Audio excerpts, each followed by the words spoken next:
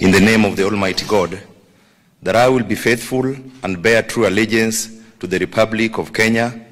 and to the President as the Commander-in-Chief of the Kenya Defence Forces, that I will obey, preserve, protect, and defend this Constitution of Kenya and all other laws of the Republic, and that I will protect and uphold the sovereignty and dignity of the people of Kenya, that I will diligently serve the people and the Republic of Kenya without any fear, favor,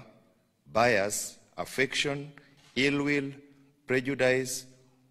or any political, religious, and other influence.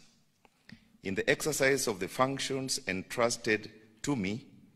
I will at all times respect, uphold, preserve, protect, and defend the Constitution, people, and Republic of Kenya, and obey all laws, orders, regulations, directions, and instructions concerning Kenya Defence Forces. So help me God.